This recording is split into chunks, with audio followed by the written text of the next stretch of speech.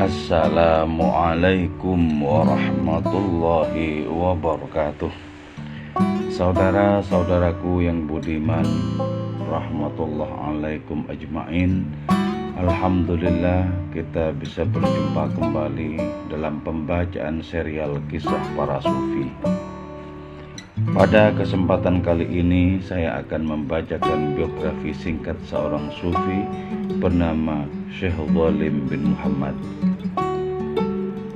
Semoga pembacaan kisah sufi ini bermanfaat bagi kita semua. Amin ya mujibas sa'ilin.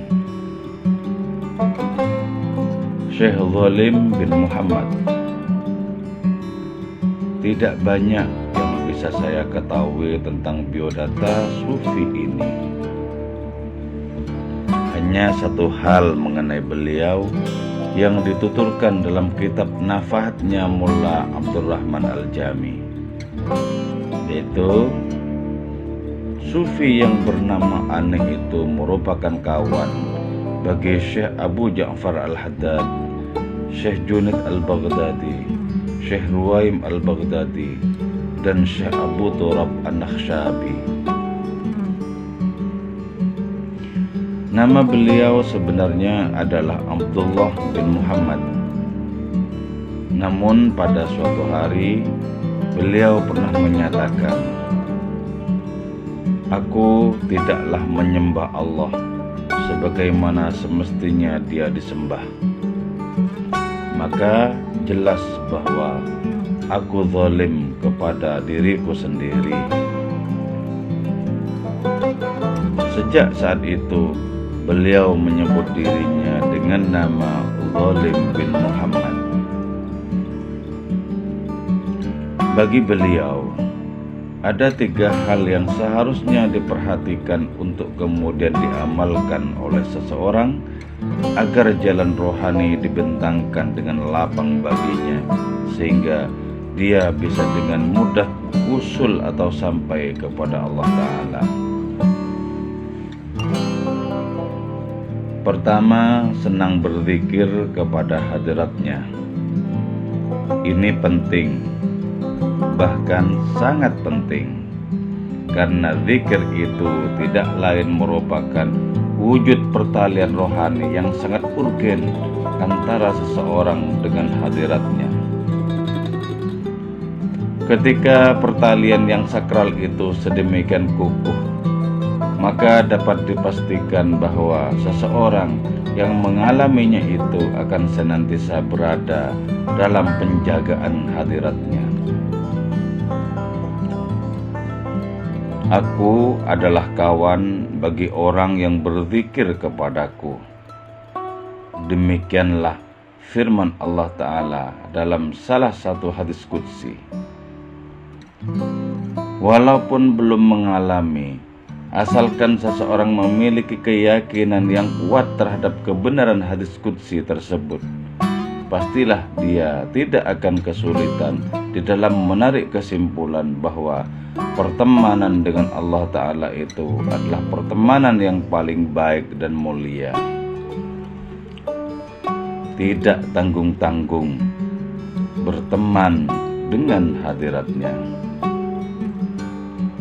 Siapapun yang telah dianugerahi pengamalan spiritual yang sangat sakral dan penting itu, dapat dipastikan dia merasakan kenikmatan rohani yang begitu mengasyikkan.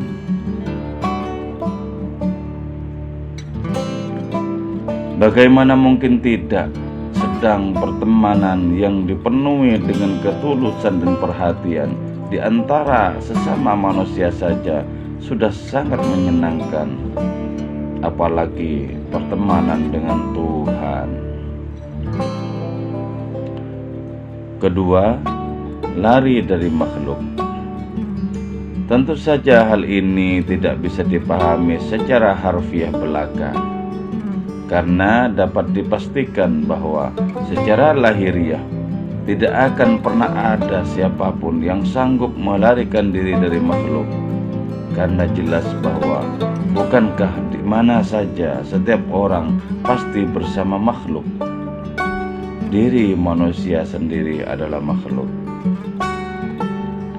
Berarti yang dimaksud dengan poin yang kedua itu konotasinya tertuju pada konteks rohani, yaitu membebaskan hati dari cengkraman dan pukauan makhluk, sehingga ia sepenuhnya merdeka dari segala penjara yang fana.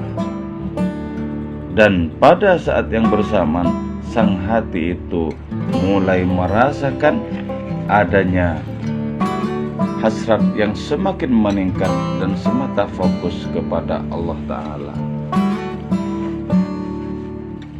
Ketiga, sedikit makan. Poin ketiga ini bisa dengan mudah dipahami bahwa dengan banyak makan, seseorang akan lebih berhasrat terhadap berbagai kebutuhan dan kesenangan jasadinya belaka. Sementara dimensi batiniahnya semakin tidak terurus, semakin tidak terhiraukan, semakin merana, semakin sekarat. Oleh karena itu, sedikit makan tersebut merupakan salah satu solusi bagi lemahnya kekuatan rohani. Dari sini kita bisa dengan gamblang memahami dan mengafirmasi salah satu sunnah Nabi Muhammad SAW, yaitu makan ketika sudah betul-betul lapar dan berhenti sebelum kenyang. Perbuatan yang kelihatannya gampang itu ternyata praktiknya benar-benar tidak semudah yang dibayangkan, terutama ketika kita berhadapan dengan lauk pauk yang menggiurkan. Wallahu a'lamu bissawab. Wassalamualaikum warahmatullahi wabarakatuh.